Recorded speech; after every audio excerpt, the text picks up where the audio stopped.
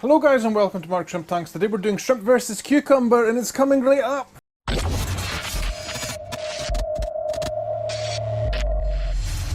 But before we get started, let me know in the comment section below if you also feed cucumber and how do you do it. Also guys, if you're new to the channel, please subscribe and hit that bell notification so you never miss another video. Why cucumber and why now? Right? I've had shrimp for so long and I've never done, I don't think I've ever done a video on shrimp versus cucumber before. So you guys will be wondering why now, right? Well, I have a lot of big spixy snails now. You can probably see them past the glare there, right? And these guys are quite the ferocious eater, right? So I need to give them food, basically green foods on a daily basis, right? I also have lots and lots of snails over here that you can see that I also need to feed daily. So I'm going to do nothing really special with it. So all I'm going to do guys is chop it up. I might try and peel it as well. I want to see how that goes as well, because I have noticed when I'm feeding my shrimp and my snail this stuff that they often don't eat the actual outside of the cucumber, right? So we might actually just try and put this in the tanks without that on it, right? So how are we going to do that? Let's see. First things first would be to cut the end off. I'm not going to use this bit. I probably could save some of that if I wish, but I'm not going to. Right, so we have roughly 12 tanks in here. So let's see. I want at least half a piece per tank. So that's 1, 2, 3, 4, 5, 6, like so. Right, and before we go any further, I just want to try this. I've never tried this before. I want to see if we can peel this.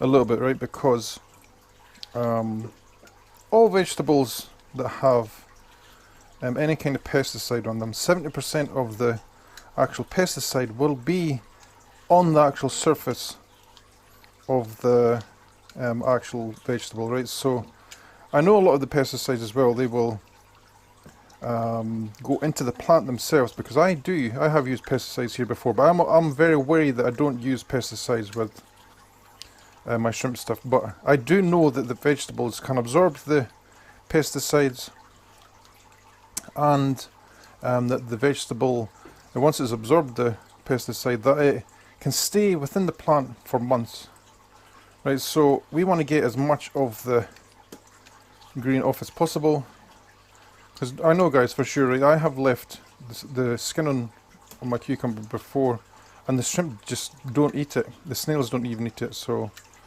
it's like they will eat it eventually, but it's like a very last resort kind of thing, which I'd rather not have, right? So this is kind of squidgy now. Once you take the hardness off it, the outer shell becomes kind of soft, right? So we've got most of that off. Let's just give this a little rinse under here. Hopefully you guys are in the frame. And then we're quickly going to just cut this up.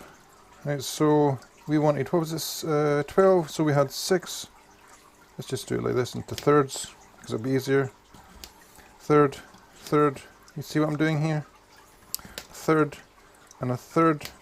And I need to do this now guys, because the spixy snails and the ram's horn snails, they go through a power of food, right? And I also noticed doing this as well that some of my species of shrimp, they actually love cucumber as well. The next step would be to put this in the tank, right? This actually floats, guys. If any of you guys have ever used this, you will know that it floats, right? So I was given this tip by someone to use these corn holders, and these are quite heavy.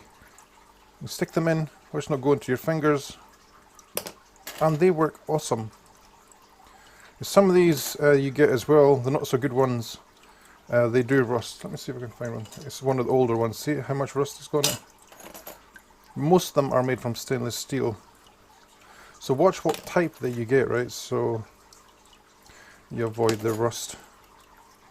And then we're going to pop all of this into our tanks. And this is normally gone within the same day, especially the ones where I have the spixy snails in, because as I said before, they're ravenous eaters. They go cray over cucumber. I don't blame them.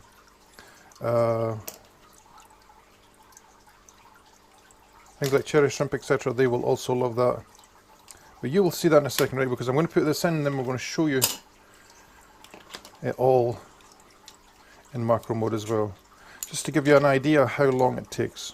as I said before, it takes roughly 1 day for these guys to go through something like this, right? So I'm going to pick the biggest bit here that I can see, maybe this bit here, and I'm going to put it in this tank because these guys will demolish this, right? So how good is that? It just sinks to the bottom. It's up to you want to just push it over, reveal the soft underside of the animal of the cucumber.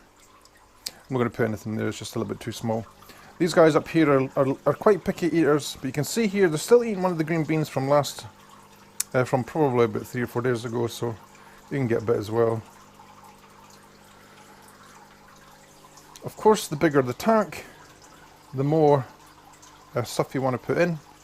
Now these guys, what I do with these as well, guys, right, this is quite a bit too much for these guys along here, right, so I put it in at this size, but later I'll come and check on it if you want to. I do. I like to take ramshorn snails out of the tank because they are soft-bodied and it just makes an absolute mess of their shells if you keep them in soft water, right? So it's a good idea for you to move them on. Let's get some into the big tank up here. I probably didn't cut enough pieces, but it's enough for this demonstration, I think.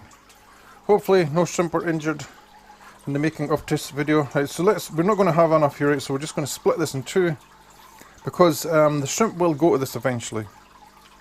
You see? Well, this one might sink actually. You never know, you're like, they are going to float, right? So this one I'm going to put in on this because I want you guys to see them eating it. Of course it goes the wrong way. So we have 3 tanks here.